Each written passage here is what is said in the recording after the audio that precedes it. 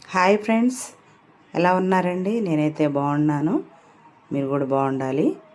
Okay అండి, ఈరోజు ఏంటంటే నేను వీడియో 2 రోజుల నుంచి అప్లోడ్ చేయట్లేదు. ఈరోజు చేస్తున్నాను. వీడియో తీసానులే కానీ అప్లోడ్ చేయట్లేదు, కుదరట్లేదు.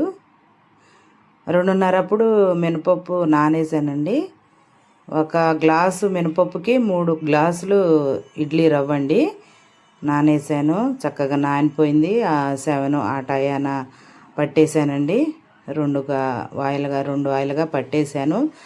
అలా మూత తీసి చూస్తే గాలిపోతుంది కండి. గాలిపోతే ఏంటంటే గ్రైండర్లో ఎలా ఒదిగి వస్తుంది కదండి, అలా వస్తుంది. చాలా చక్కగా గ్రైండర్లో పెట్టినట్టే ఉంటుంది. మినపప్పు, ఇడ్లీ రవ్వ మళ్ళీ ఒక్కసారి కడిగేసానండి. ఉదయం నానబెట్టేటప్పుడు కూడా కడిగాను, మళ్ళీ ఇప్పుడు కూడా కడుగుతున్నాను. అట్లాగా పిండి మనం గట్టిగా వేసుకుంటే పిండి అనేది బాగా పులియిద్దండి, ఫర్మెంటేషన్ అయ్యిద్ది బాగా మంచిగా. అలాగా మనం ఒక 5 నిమిషాల పాటు అలాగా మనం కలుపుకోవాలండి. కలిపిన తర్వాత మనం చక్కగా ఉదయాన్నే ఇడ్లీ వేసుకోవడానికి చాలా చక్కగా ఉంటుందండి.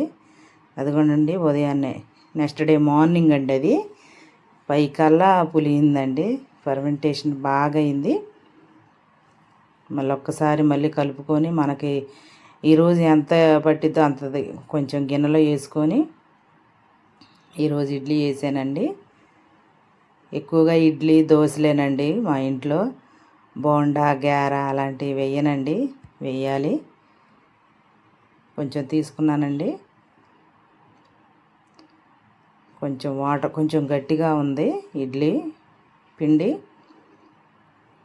రాతండిదండి అది ఇడ్లీ పిండి గిన్నె, ఇడ్లీ పాత్ర.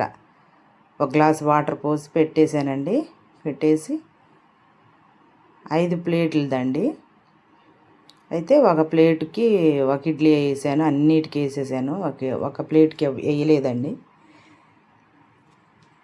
ఇది 3 రోజులదండి వీడియో, అంటే మంగళవారంది. ఇది మంగళవారం వీడియో అండి. తీసి అలాగే పెట్టుకున్నాను.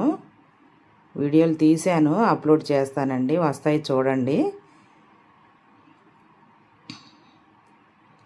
ఎండలు మామూలుగా లేవండి, జాగ్రత్తగా ఉండండి. మజ్జిగ, నిమ్మరసం, లిక్విడ్ అలాంటివి తాగటం నేర్చుకోండి. ఇడ్లీ పెట్టిన తర్వాత హాట్ వాటర్ తాగానండి. ఆ రోజు మ్యారేజ్కి వెళ్ళానండి, తాటికొండ అని, గుంటూరు జిల్లా సైడ్ అండి.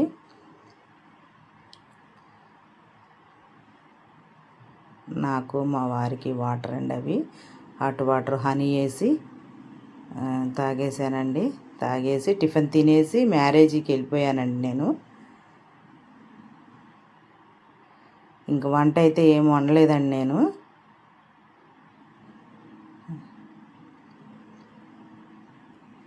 ఓకే, థ్యాంక్ యూ అండి.